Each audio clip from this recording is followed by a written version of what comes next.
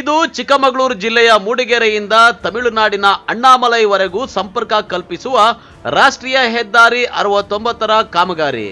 ಇದು ಚಿಕ್ಕಬಳ್ಳಾಪುರ ನಗರದಲ್ಲಿ ನಡೆಯುತ್ತಿದ್ದು, ಚಿಕ್ಕಬಳ್ಳಾಪುರ ಜಿಲ್ಲೆಯ ಗೌರಿಬಿದನೂರಿನಿಂದ ಚಿಂತಾಮಣಿವರೆಗೂ 330 ಕೋಟಿ ರೂಪಾಯಿಗಳ ವೆಚ್ಚದಲ್ಲಿ ನಡೀತಾ ಇರೋ ಕಾಮಗಾರಿಯ ಕೆಲಸ ಇದಾಗಿದೆ. ಇನ್ನು ಈ ಕೆಲಸ ಆಮೆಗತಿಯಲ್ಲಿ ನಡೀತಾ ಇದೆ. ಇದು ಚಿಕ್ಕಬಳ್ಳಾಪುರ ನಗರದ ಎಪಿಎಂಸಿ ಮಾರುಕಟ್ಟೆಯಿಂದ ಸೈಬರ್ ಕ್ರೈಮ್ ಪೊಲೀಸ್ ಠಾಣೆಯವರೆಗೂ ಹಗಲಲ್ಲೇ ಮೋಡಗಳು ಕೆಳಗೆ ಬಾಗಿದಂತೆ ಕಾಣ್ತಾ ಇರುವಂತಹ ಧೂಳಿನ ದೃಶ್ಯಗಳು. ರಾಷ್ಟ್ರೀಯ ಹೆದ್ದಾರಿ 69ರ ಕಾಮಗಾರಿ ನಡೀತಾ ಇದ್ದು, ಅದಕ್ಕೆ ಬೇಕಾದಂತಹ ಮೂಲಭೂತ ಮುಂಜಾಗ್ರತೆ ಇಲ್ಲವೇ ಇಲ್ಲ. ರಸ್ತೆಗೆ ನೀರು ಹಾಕದೆ ಕಾಮಗಾರಿ ನಡೆಸ್ತಾ ಇರೋದ್ರಿಂದ ವಾಹನ ಸವಾರರಿಗೆ ಧೂಳಿನ ಮಬ್ಬು ಏಳ್ತಾ ಇದೆ. ನಿಮಿಷಕ್ಕೊಂದು ವಾಹನ ಹಾದು ಹೋಗ್ತಾ ಇದ್ದಂತೆ ಧೂಳಿನ ಮೋಡವೇ ನಗರವನ್ನ ಆವರಿಸಿಕೊಂಡಿದೆ. ಇನ್ನು ಈ ಧೂಳಿನಿಂದಾಗಿ ಜನರಿಗೆ ಉಸಿರಾಟದ ಸಮಸ್ಯೆ, ಕಣ್ಣುರಿ, ಕೆಮ್ಮು, ಅಲರ್ಜಿಗಳಂತಹ ಸಮಸ್ಯೆಗಳು ಕಾಣಿಸಿಕೊಳ್ತಾ ಇವೆ. ವಿದ್ಯಾರ್ಥಿಗಳು, ವೃದ್ಧರು, ಮಹಿಳೆಯರು ಈ ರಸ್ತೆಯಲ್ಲಿ ಇದರಿಂದ ತೀವ್ರ ತೊಂದರೆ ಅನುಭವಿಸ್ತಾ ಇದ್ದು ಸಾರ್ವಜನಿಕರ ಆಕ್ರೋಶಕ್ಕೆ ಕಾರಣವಾಗಿದೆ. ಪುಷ್ಪ ಗಣಪತಿ ಆಟೋ ನಿಲ್ದಾಣ ಎಪಿಎಂಸಿ ಮಾರ್ಕೆಟಿಂದ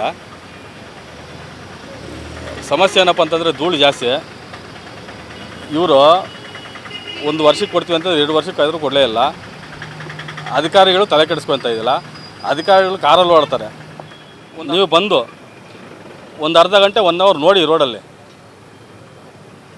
ನಿಮಗೆ ಗೊತ್ತಾಗುತ್ತೆ. ನೀವೆಲ್ಲ ಎ ಸಿ ಕಾರಲ್ಲಿ ಕೂತ್ಕೊಂಡು ಓಡಾಡಿದ್ರೆ ನಿಮ್ಗೆ ಗೊತ್ತಾಗಲ್ಲ. ತುಂಬ ಗಾಡಿಗಳು ಓಡಾಡ್ತವೆ. ಗಾಡಿಗಳು ಓಡೋದ್ರಲ್ಲಿ ಈ ಕಡೆ ಶಾಲಾ ಕಾಲೇಜುಗಳು ತುಂಬ ಹೆಚ್ಚಿವೆ. ವಿದ್ಯಾರ್ಥಿಗಳು ಓಡೋಕ್ಕಾಗಲ್ಲ. ಆಸ್ಪತ್ರೆ ಇದೆ, ಆಂಬುಲೆನ್ಸ್ ಹೋಗೋಕ್ಕಾಗಲ್ಲ. ಸಾರ್ವಜನಿಕರು ಓಡೋಕ್ಕಾಗಲ್ಲ. ಸಾರ್ವಜನಿಕರು ನಾವು ಓಡಬೇಕಂದ್ರೆ ಮೊದಲು ರಸ್ತೆ ಬೇಗ ರೆಡಿ ಮಾಡಬೇಕಾಗಿತ್ತು. ಇವ್ರು ಮಾಡಿಲ್ಲ. ಅಧಿಕಾರಿಗಳು ಕಣ್ಮುಚ್ಕೊಂಡು ಕೂತಿದ್ದಾರೆ.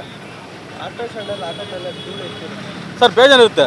ನಾವು ದಿನ ತೊಳ್ಕೊಂಬಂದ್ರೂ ಸಂಜೆ ಆಗೋಷ್ಟೊತ್ತಿಗೆ ಬೇಜಾನ್ ಧೂಳು ಕೂತಿರುತ್ತೆ.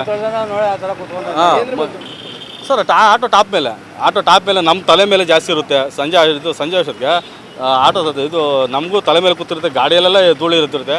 ಆದರೆ ಅಧಿಕಾರಿಗಳು ಯಾವುದೇ ಕಾರಣಕ್ಕೂ ಸಮಸ್ಯೆನ ಬಗೆಹರಿಸ್ತಾ ಇಲ್ಲ.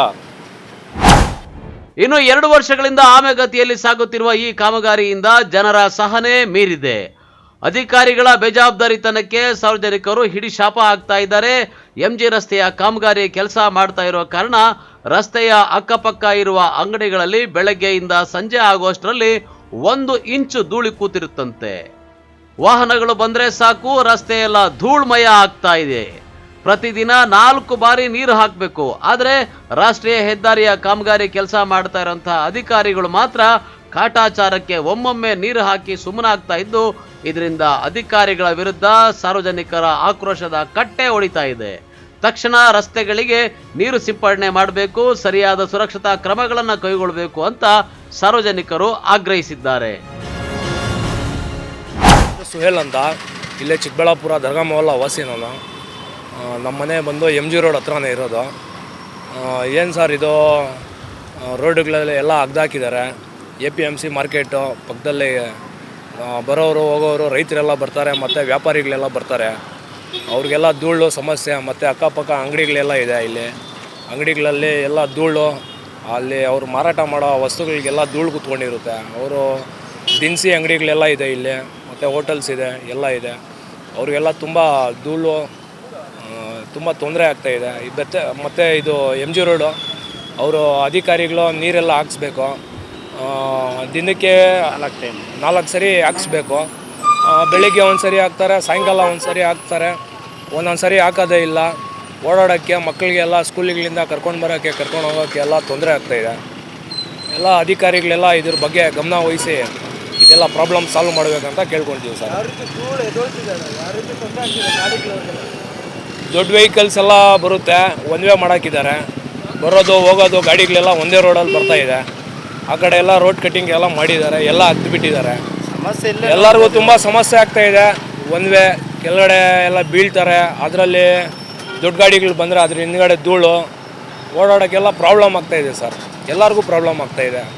ಏನೂ ಇಲ್ಲ ಸರ್, ಅಧಿಕಾರಿಗಳೆಲ್ಲ ಇದ್ರ ಬಗ್ಗೆ ಗಮನ ವಹಿಸಿ ಬೇಗ ಅತಿ ಶೀಘ್ರವಾಗಿ ಎಷ್ಟು ಬೇಗ ಆಗುತ್ತೆ ಅಷ್ಟು ಬೇಗ ಇದು ಸಮಸ್ಯೆ ಬಗೆಹರಿಸಿದ್ರೆ ಸಾಕು.